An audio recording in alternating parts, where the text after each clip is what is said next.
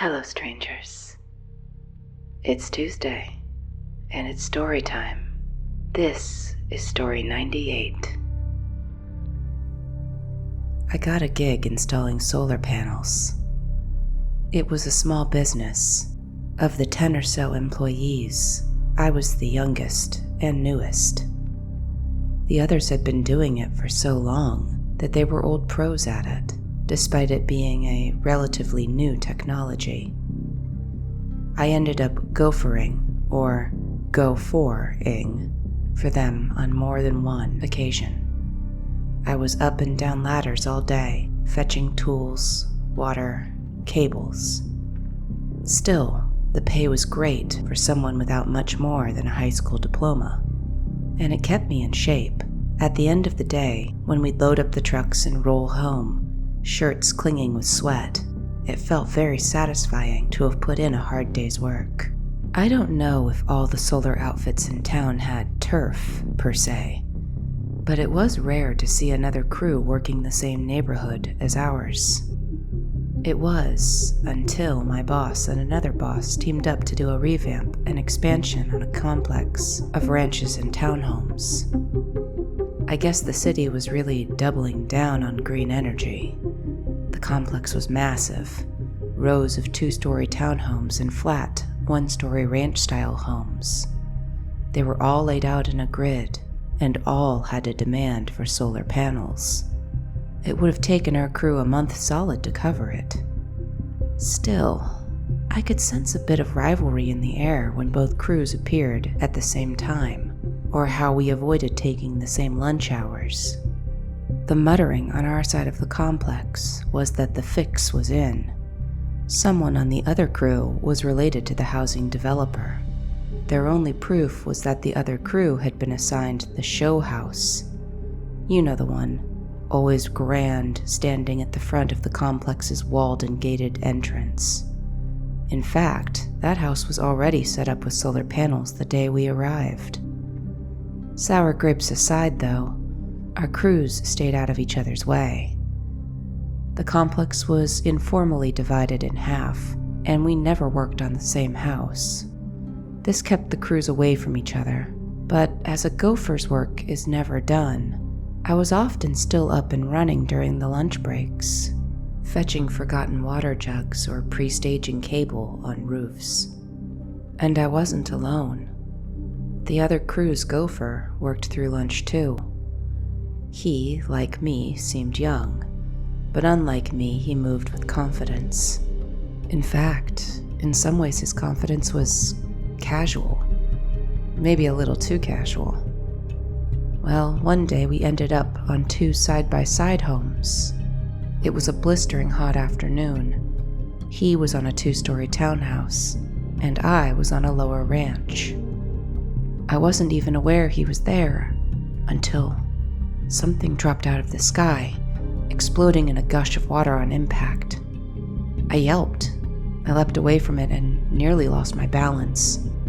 For one slow-motion second, I felt my body sway just far enough to one side that feeling of falling sent my lungs and heart hammering. Then, I swung my weight back the other way and regained solid footing. Sorry. I looked up to where the water bottle had appeared to fly from. There was the silhouette of the other gopher, peering over the roof. I'm sorry, man, my hand slipped. Are you okay? I played it off, hoping from the distance he couldn't see how rattled I was by it. My heart was still pounding. I told him I was okay, no worries. But then, he answered back something I didn't expect. Oh, but you should worry. What? I looked back up at the kid. He was still peeking over the roof next to me, looking down on me with a somber face. I asked him what he'd said. He didn't repeat it, only added on to it. Lots to worry about on a site like this. And then he shook his head like a dog drying itself. The action sent splats of his sweat flying. I stepped back from most of it, but felt it dot my arms as I held them out for balance. I looked back up, disgusted, and he was gone. Gross. But also, what did that mean? From that day on through the next week, not a lunch would go by without something odd happening. It was always lunch, when the rest of our crews were off somewhere, when it would happen. Like once, I was pre-staging the next roof. I was moving toolboxes up the ladder so my crew would have their stuff close at hand when they started. I had made several trips up and down the ladder. I saved the heaviest, the lead installer's toolbox, for last. But when I came back down the ladder to retrieve it from the tailgate of the work truck, it was gone. Just gone. We're talking hundreds of dollars of tools. I was confused. I had personally retrieved all the kit from the last rooftop, holding my breath as I came down the ladder with one hand full, death gripping with the other. I returned to the previous roof anyway, moving the unwieldy ladder from the next roof to the last one the crew had worked on. No dice. No toolbox there. I came back down the ladder, then circled the work truck. Nothing. Sighed, moved the ladder back to the next roof, then headed back up the ladder, although I knew for sure I hadn't already carried it up. And when I reached the top of the townhouse and looked about at what I'd lugged up there, his toolbox was still missing. That toolbox was more than just the cost of my car. A lot of those tools had belonged to the man's father, as he'd told it. I knew I was in deep if I couldn't find it. Panic was setting in. I was on this roof, contemplating if I should go 2 houses back to look, when who should come trotting over but the rival crew's gopher. And what was he holding? My lead installer's toolbox. He grinned and told me, "Hey man, I think you left this up there." I was so relieved that the box had been found I could have hugged the guy. I didn't, but man, did all that static electricity that had been building in my chest, that tightness of knowing I was going to have my ass handed to me, if not fired outright, flooded out in an instant of relief. It felt as refreshing as ice water at high noon. I scrambled back down the ladder, and I thanked the gopher profusely. He just grinned, scratching his ear, telling me I ought to be more careful. He told me I'd left it 2 roofs back under one of the panels. It didn't occur to me until later that how would this gopher have known that? The crews didn't work each other's roofs. He shouldn't have been up there. And if it had been under something, how could he have sighted it from another roof? We hadn't been working neighboring houses that day. I don't even know if they'd been working a 2-story. In fact, I was pretty sure they'd been working the ranch-style 1-stories that day. To see it, he would have had to have climbed onto one of our roofs. I didn't have solid evidence, but something about this other kid was off. And now that I was thinking about him, having this sense of him purposely doing things to or at me, I began to be aware of him. I noticed that, no matter how early I arrived at the site, he was always there already. When we'd leave for the day, he was still there. Yet there were periods of the day, long stretches, maybe a couple of hours, when you just wouldn't see him anywhere. My nervousness got me in the habit of watching the other crew, scanning their work trucks and their sites for him, but nothing. I wouldn't see him anywhere. I was relieved in these moments. It gave my tangled nerves a break, time to untwist themselves. But there was that sense of foreboding. Just because I couldn't see him didn't mean he wasn't somewhere, plotting something. I did my best not to be distracted by it, though. Distracted is the last thing you want to be on a roof, but now my brain just wouldn't let it fully go. Despite my alertness, though, he still managed to mess with me a few more times.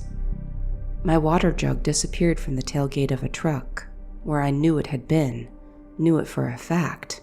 I had sat there, next to my lead installer, taking a 10 and just downing as much water as I could before clambering back up the ladder to resume ferrying this, fetching that. The economy-sized sunblock our big boss made us lug to the site was found on its side on a lawn, almost completely empty. This one got the lead installer's attention. Unbeknownst to me, he'd had a battle with melanoma years before. Ever since that, he was diligent about the sunblock situation. He was the first one to notice it gone when he went to retrieve it. I was still up on a roof where he'd left me.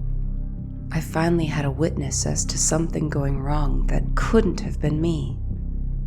Bad luck when the other gopher walked up, scratching his ear, grinning, trying to talk to my lead installer about how I needed to be more careful, how he'd seen me drop the jug and the contents spill out. He even said that he'd shouted, but that he must have been too far away for me to hear him.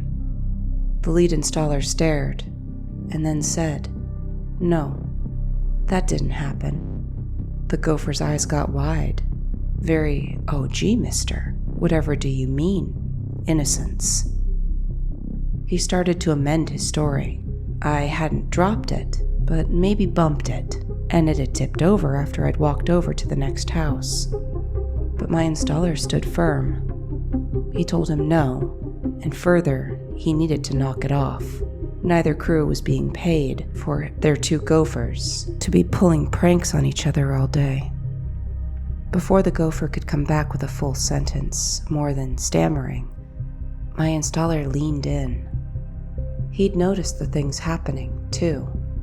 Except he'd noticed a certain blonde kid in the other company's uniform shirt climbing up our ladders when we were on lunch, or darting away from our work trucks. He'd been aware the whole time and had misread the situation as some sort of prank war between us. Maybe it was down to both of us being young. In his mind, young folks did stuff like that all the time, and he'd been okay with us having a little fun. But that was until now. As he put it, "I see you doing stuff to him." He jerked his head in my direction. "But I don't see him doing anything to you." The gopher was silent now. His eyes were still widened, frozen there, but they darted about nervously. His tongue slid out of his mouth, wetting his lips. He opened his mouth as if to speak, when another voice cut in. One of his crew had come striding over, insisting they be told what was going on. My installer looked at me and told me to get back to the site. He turned, hands on hips, and began to face this interloper down. I only glanced back once. The two men were still talking, faces serious. Then I looked at the other gopher, who was staring right back at me. His lips, visibly slimy from his licking them, were screwed up into an open-mouthed frown. His lower teeth were set in such a way he looked like one of those underbite dogs, like a bulldog. He mouthed something at me. I have no idea what, but I knew with that static electricity feeling, he wasn't done yet. I had to wait 3 more days for him to strike. The entire time I was vigilant. Vigilant for him, and vigilant for where I was looking, climbing. I felt like a lifeguard, scanning the waters. Instead of seeing 30 kids, I was seeing 30 chances for something to go horribly wrong. And while the manual labor was tiring, that constant surveillance was worse. I felt like a slug when I'd get home. I was able to do barely more than crawl into the shower and then bed.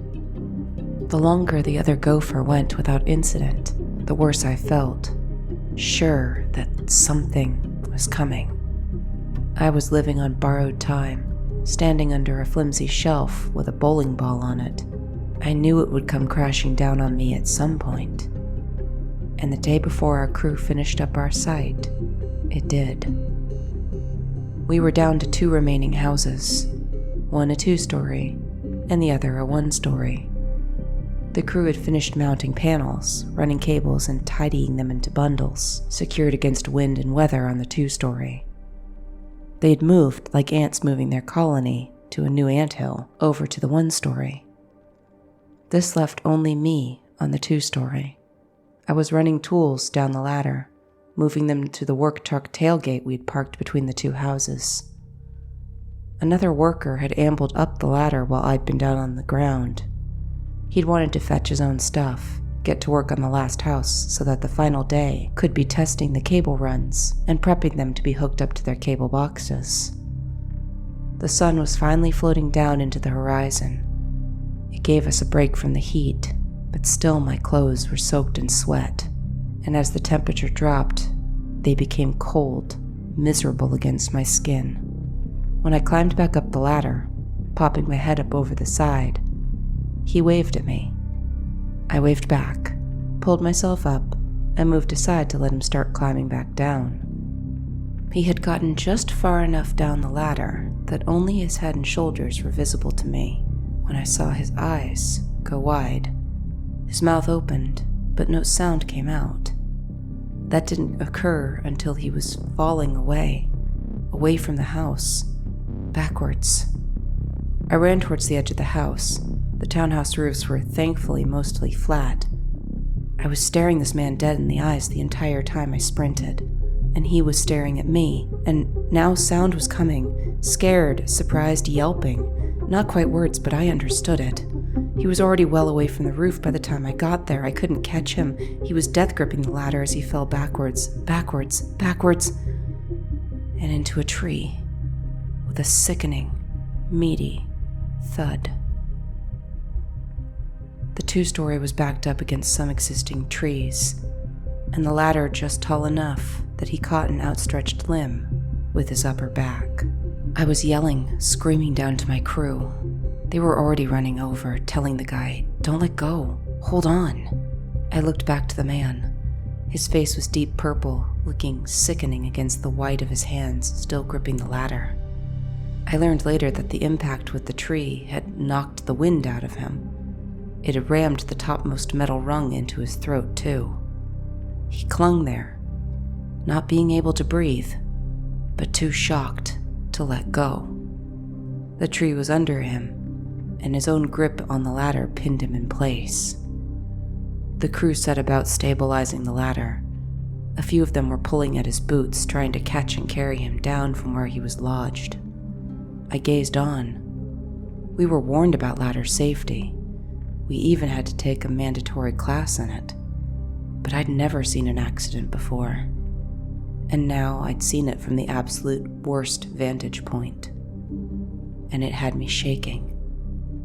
I looked away from his purple face and the crew hustling beneath him to pull him down. And that's when I saw a familiar blonde head skirting just behind the tree line, walking away from our area. It was the other crew's gopher. I looked back to my crew, hoping against hope that they'd seen, but they were busy tending to the man, clearing his airway and scrambling to the work trucks for medical kits. And what could I do? I was still on the roof. I watched as the other gopher walked out of my sight and into the trees. But I wasn't going to let this one go.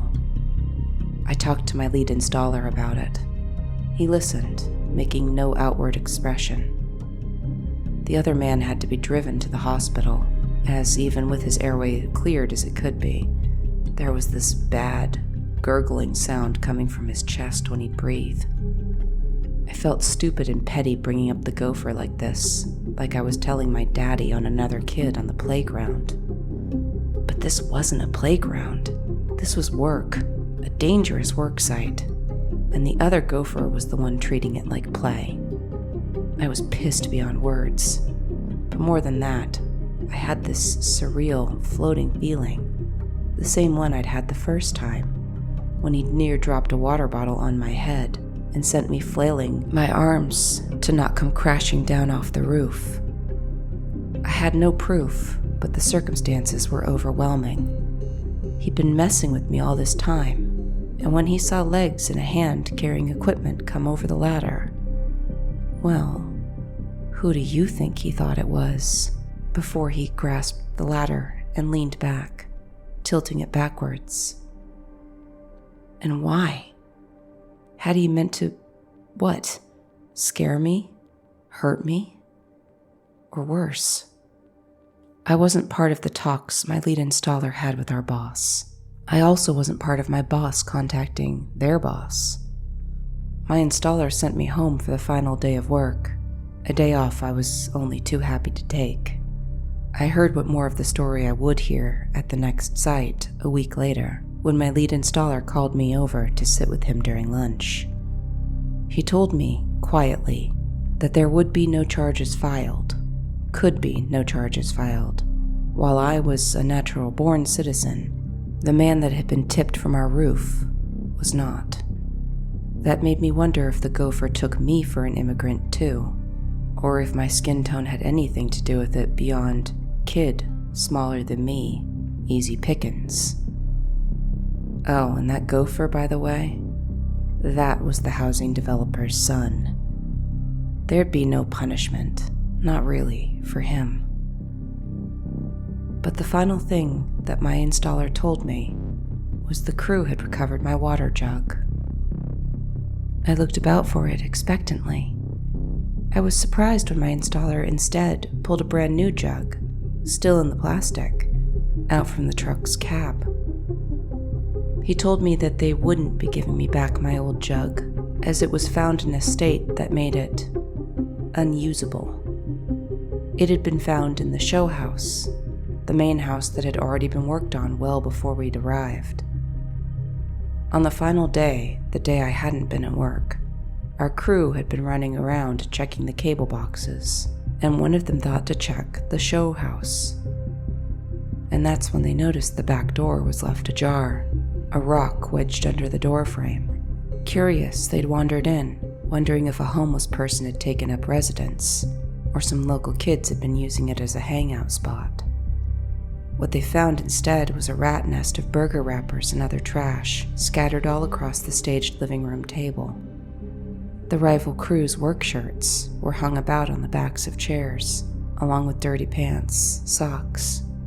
Someone had been living there. Someone about the gopher's size. And at the head of the table, centered and given pride of place on a charger, was my dinged-up old water jug, full of piss. I'll never know why that kid targeted me, not for sure. I have my suspicions, but I'll never know. But if nothing else, the mystery of where the gopher would disappear to for hours a day was solved. And with the other man back up and running again, that was probably all the closure I'd ever get.